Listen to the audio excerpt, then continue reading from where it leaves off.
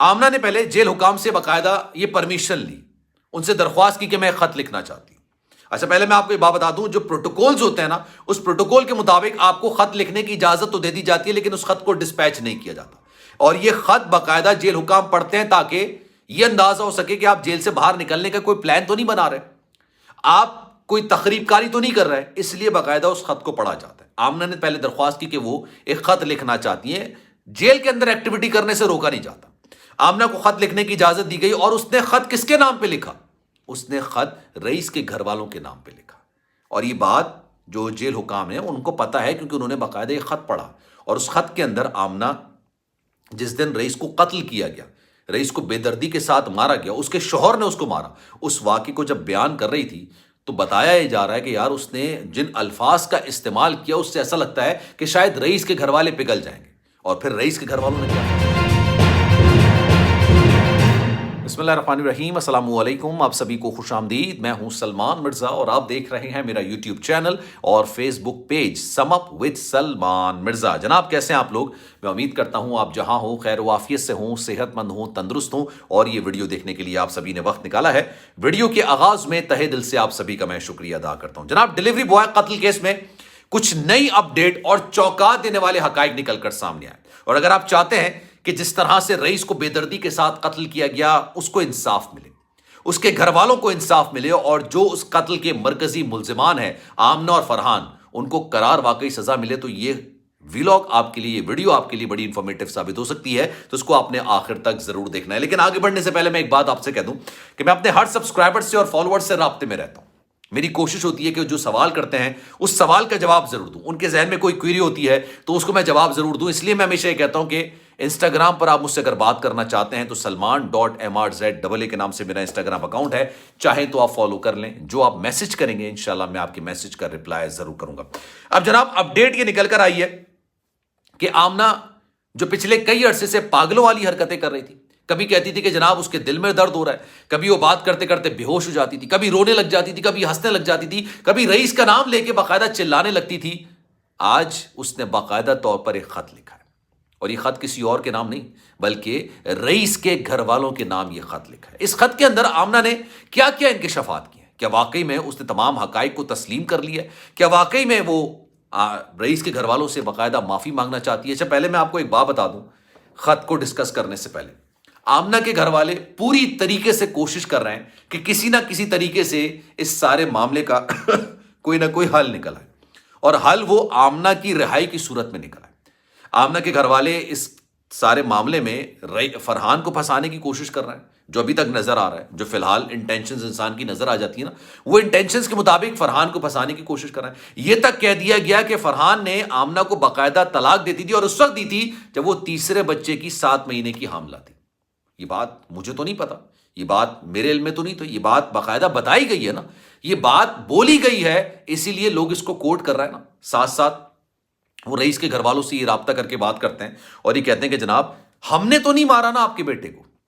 اگر ہماری بیٹی کا آپ کے بیٹے کے ساتھ ریلیشن شپ تھا جس کا آپ دعویٰ کرتے ہیں کہ وہ اس کے ساتھ ریلیشن شپ میں تھی، وہ اس کو چھیڑخانی نہیں کر رہا تھا، تو ریلیشن شپ تو آپ کے بیٹے نے بھی بنایا تھا اور ہماری بیٹی نے بھی بنایا تھا، تو جناب یہ معاملہ دو طرفہ ہوا نا، یک طرفہ تو نہیں ہوا۔ یہ معاملہ وہ معاملہ تو نہیں ہوا نا کہ بھائی آمنہ نے جان بوجھ کے اس کو مروایا ہے یا مارنے کی کوشش کی ہے، لیکن قاتل کوئی اور ہے، قاتل ہے فرحان۔ اور باقاعدہ یہ بات کہی گئی، یہ بات بولی گئی کہ جناب دیکھیں فرحان نے اس بات کو ویڈیو میں ایکسیپٹ کیا ہے، یوٹیوبرز کے سامنے، کیمرے کے سامنے، پولیس کے سامنے اس نے باقاعدہ کنفیس کیا ہے۔ تو آپ فرحان کے خلاف اپنا کیس پرسیو کریں، لے کے چلتے رہیں، لیکن کم سے کم آمنہ کو تو اس کیس سے نکالیں، کیونکہ آپ کا بیٹا اس کے ساتھ ایک طریقے سے ریلیشن شپ میں تھا، 3 بچوں کی وہ ماں ہے، بچوں کو ماں کی بڑی سخت ضرورت ہے۔ اگر کیس آپ کا بچے کے قتل کا ہے، ریلیشن شپ کا نہیں ہے،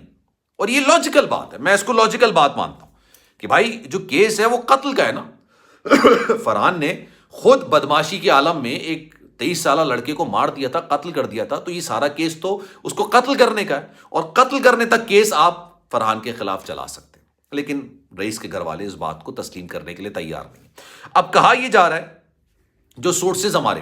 کیونکہ میں ہسپتال ذرائع سے، جیل ذرائع سے اس کیس کے بارے میں مستقل رابطے میں رہتا ہوں، مستقل میسج کرتا رہتا ہوں کہ یار کوئی اپڈیٹ ہے، کوئی بات ہے تو بتائیے، کیا نکل کر چیز آئی ہے. تو پتہ چلا کہ بھائی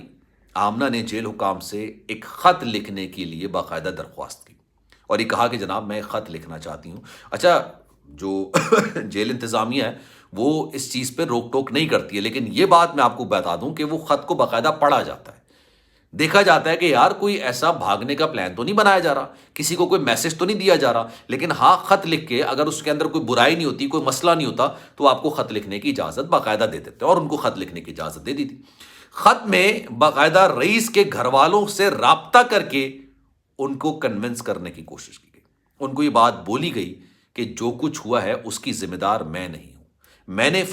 رئیس کو اس دن اس گھر پہ نہیں بلایا تھا، اور رئیس کو مارنے میں میرا کوئی کردار نہیں. میرے بچے بلبلاتے رہتے ہیں، میری حالت خراب ہو رہی ہے، میرے بچے روتے رہتے ہیں، میرے بچوں کو میری ضرورت ہے، تو خدا را آپ کہیں نہ کہیں ریلیکسیشن دکھائیں. کیونکہ ظاہر سی بات ہے جب ملاقات ہوئی تھی آمنہ کی جو ہمشہل بہن ہے، انہوں نے بھی ظاہر سی بات ہے یہ بات بولی تھی کہ ہم نے رئیس کے گھر والوں سے رابطہ کیا، لیکن رابطہ کرنے کے بعد انہوں نے کوئی جواب نہیں دیا اور اس چیز پر بات کرنے کے لیے انٹینشن ہی شو ہی نہیں کی. انہوں نے خواہش کا اظہار نہیں کیا کہ ہم اس بات پر بات کرنا چاہتے ہیں، اس ٹاپک پر بات کرنا چاہتے ہیں. تو آمنہ، میں جب بھی رئیس کے گھر والوں کی ویڈیوز دیکھ رہا ہوتا ہوں، مجھے آمنہ کے لیے ایک شدید نفرت نظر آتی ہے، اور ہونی بھی چاہیے یار. آمنہ وہ وجہ ہے جس کی وجہ سے آمنہ کا اپنا گھر ٹوٹا اور آمنہ نے کسی اور کے بچے کو مروا دیا.